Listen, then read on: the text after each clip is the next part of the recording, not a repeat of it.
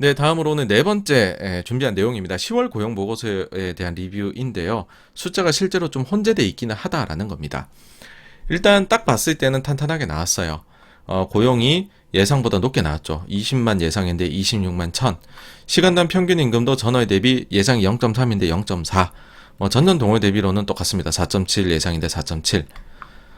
근데 다른 부분을 한번 보자는 거죠. 실업률은 어쨌든 올랐어요. 3.5에서 3.7로. 예상 3.6보다도 더 올랐죠. 어, 그 다음에는 딴 것들도 있는데 그 뒤에 가서 말씀을 드릴게요. 뭐 장기 실업자의 증가나 요건 오늘 자료에 넣지는 않았네요.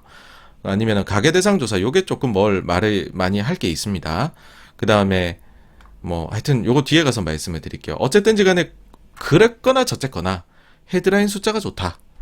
그러니까는 어쨌든 고용이 또 탄탄한 거 아니냐라고 했습니다. 그래서 실제로 이거 나오고서 미국 증시 선물이 빠졌어요. 약세로 막 갔단 말이에요. 근데 요즘은 버릇이에요. 뭐냐면은 뭐 하나 나오면은 트위터를 켜갖고서 티밀하우스 거를 보게 돼요. 살짝 지치는 일이기는 한데 어쨌든 티밀하우스 이제 그 봤더니 또 역시나 또 올렸어요. 제가 볼 때 이분도 이제 지금 SNS 중독이에요. 이 정도면은. 일단 첫 번째 트윗은 좀 이렇게 드라이하게 날렸어요. 자, 10월 비농업 고용이 26만 1000명 늘었습니다. 그리고 실업률이 3.7%로 상승했습니다. 요거 보고 어떤 느낌 드십니까? 여기서 느낌이 딱 오더라고요. 요 양반이 조금 요 데이터를 너무 잘 나온 것만은 아니다라는 얘기를 뒤이어서 트윗으로 남기겠구나 이런 생각이 들었어요. 왜냐하면은 고용이 또 탄탄하게 나왔어요라고 얘기를 하려면 비농업이 늘었고요. 그리고 그 시간당 평균 임금도 증가했어요. 이렇게 썼어야 돼요. 근데 실업은 증가한 거. 그러니까 고용 시장의 뜨거움이 줄어드는 증거잖아요. 실업률이 높아졌다는 거. 근데 그걸 딱 넣은 거예요. 그래서 뭐야 이거. 뒤에 어떤 말을 할지 봐야겠는 걸 했는데 이제 이렇게 나옵니다. 자, 이번 고용 보고서는 아마도 연준에게는 중립적일 겁니다. 뉴트럴 레포트래요, 이게. 고용은 꾸준하지만 월평균 올해 월평균이었던 고용 증가 40만보다는 낮았습니다. 임금 상승률은 둔화도 가속도 되지 않았습니다. 이렇게 얘기를 해요. 좀 이상합니다. 왜냐면은 시장의 예상치가 20만 증가했고 26만 1000이 이제 나와서 더 높게 나온 건데 갑자기 시장 예상이 아니라 올해 내내 평균은 40만이었는데 그보다는 낮았다라는 거예요. 올해 평균이랑 비교를 했어요. 놀랍죠? 그러고 나서 사실상 이제 쐐기를 박는 멘트를 하는데 임금 상승률에 계절성이 있다는 얘기를 해요. 본인이 9월 7일에 다른 사람 거 트윗을 이제 인용을 합니다. 이제 인용한 트윗의 내용이 뭐냐면 주말에는 페이가 더 높다는 거예요. 그래서 주말이 더 많이 낀 달의 경우에는 임금 상승률이 높게 나온다라는 거예요. 그걸 가지고서 티밀하우스가 이렇게 얘기를 합니다. 10월에는 주말이 10일이었다. 8월, 9월에는 8일이었다. 그래서 좀 더 높게 나온 걸로 보일 거다. 사실은 그보다 낮을 것 같다. 이 얘기를 이제 하는 거죠. 솔직히 이제 그런 생각이 들었어요. 이걸 보면서. 저도 이제 개인적으로는 인플레가 좀 빨리 내려왔으면 하고, 그리고 생각보다 빠르게 내려오지 않을까 예상을 하고 있는 사람이잖아요. 근데 주말까지 이제 카운팅 해가면서 그렇게 하진 않는데, 야, 이거는 뭐 주말까지 넣고, 그 다음에 갑자기 시장 예상이 아니라 아주 뜨거웠던 그 회복 국면에 있던 월 평균 40만 숫자에 가져와서 26만은 고용이 내려온 걸로 봐야 된다. 이렇게 얘기를 해버리니까 살짝은 자괴감이 들더라고요. 아니 그럴 거면은 진작에 예상치에 주말 10일을 넣지 왜 8일을 가지고 계산을 했냐 이런 생각도 드는 거죠. 뭐 유명한 짤이 있잖아요. 뭐 역시 일본은 강해 막 이러면서 이 만화가 장면이 갑자기 보면서 생각이 났습니다. 그럼 이제 여기에 대해 가지고서 저의 생각은 어떠냐 그냥 다 떠나가지고서 고용 보고서 일단 강한 거는 두말할 나위 없이 사실이다라고 생각을 해요. 왜냐하면은 종합적으로 한번 보자는 거죠. 일단 구인 잡 오프닝 같은 경우에 최근에 재차 상승했잖아요. 이게 이제 시차가 있는 지표입니다, 여러분. 뭐냐 하면은 우리가 지금 월간 고용 보고서 10월 때 거 나왔다고 띡 봤잖아요. 이거는 10월 12일이 속해 있는 주까지의 결과를 가지고 나온 거예요. 그래서 10월 상반월까지를 가지고서 조사한 결과예요. 하반월은 안 나왔어요. 그러면은 제일 최근 걸 보려면 뭘 해야 되냐? 매주 나오고 있는 실업수당 청구 건수를 봐야 돼요. 그게 매주 나오는 거예요. 가장 최신의 흐름을 보여주는데 이거는 매주 나오다 보니까 노이즈가 좀 있어요. 수정도 자주 되고. 그러면은 잡 오프닝은 어떠냐? 9월 달께 나온 거예요, 지금. 제일 최근에 11월 1일 날 나온 게 10월 것도 아니고 9월 달 기준으로 구인을 조사해가지고서 자료를 제출한 겁니다. 그러니까 시차가 좀 있는 거예요. 뭐 지금 최근에 갑자기 기업들이 실적 발표하면서 우리가 고용을 어떻게 줄여나가겠다 하는 거랑은 전혀 상관없는 구인 지표라는 거죠. 근데 그렇기는 해도 어쨌든 상승했잖아요. 그쵸? 상승이 있었고. 그 다음에 실업 같은 경우에는 실성으로 보기에는 좋은데 그럼 신규하고 연속이 있는데 두 개가 방향이 같으면 그나마 조금 우리가 좀 신뢰도가 더 높아지겠는데 요즘에 보면 이게 다르게 나와요. 신규는 낮은데 연속은 높단 말이에요. 그럴 때에는 이제 고용이 어떻게 될지는 이거는 중립적이다 봐야 된다는 거거든요. 그 다음에 고용을 보면은 이 경기가 어쨌든 많이 둔화가 됐어요. 그러면은 고용이 한 10에서 20만 사이 나와야 돼요. 근데 지금 20에서 30만 사이가 나오잖아요.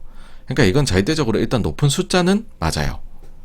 다음으로 실업률도 3.5에서 3.7로 좀 올랐다고는 하지만 3.5 자체가 50년 만에 최저치예요.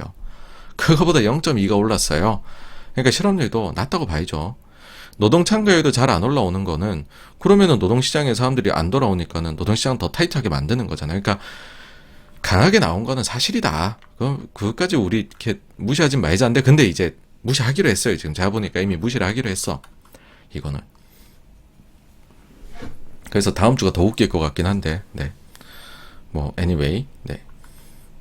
근데 이제 좀 혼재된 제가 숫자라고 하는 거는 이게 월간 고용 보고서는 기업 대상 조사가 있고 가계 대상 조사로 나뉘어요, 여러분. 월간 논판 페이롤 하는 거, 그 다음에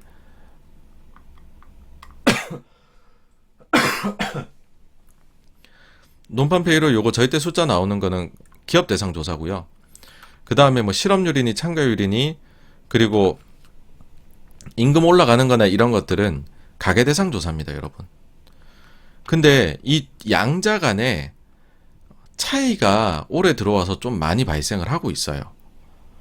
그러니까 가계에서도 지금 총 고용된 사람이 몇 명이냐 이걸 보면 전월 대비해서 몇 명이 추가로 고용이 늘었는지 알 수 있거든요. 그럼 논판 페이롤하고 똑같은 거잖아요. 기업 대상 조사하고. 그렇게 해가지고 쭉 보게 되면은 기업은 늘었는데 가계는 마이너스 나오고 이런 경우들이 많아요. 근데 이번에도 그랬어요. 기업 대상 조사는 26만 1000명이 증가를 했는데 가계 대상 조사는 32만 8천이 줄어든 거예요. 그래서 이거를 올해 누적으로 보니까는 기업 대상 조사로는 일자리가 취업자 수가 406만 8천 명이 증가를 했는데 가계 대상 조사로만 보면은 263만 3천밖에 증가를 안 한 거예요. 그래서 지금 이게 맞다 막 그런 얘기들을 하죠. 그러니까 어쨌든지 간에 이렇게 나오는 거는 별로 좋은 데이터는 아닙니다. 그렇게 당연하죠, 그렇죠? 비슷한 방향으로 나와야지 우리가 신뢰가 높아지는 건데. 그래서 좀 더 과거까지 보게 되면 이 빨간색 선이 가계고 파란색 선이 기업이에요. 근데 보게 되면 팬데믹 이전에는 움직임이 거의 비슷해요. 그쵸? 기울기가 거의 비슷하죠. 그리고 팬데믹 때 줄 때 같이 줄고 회복할 때도 속도가 비슷해요.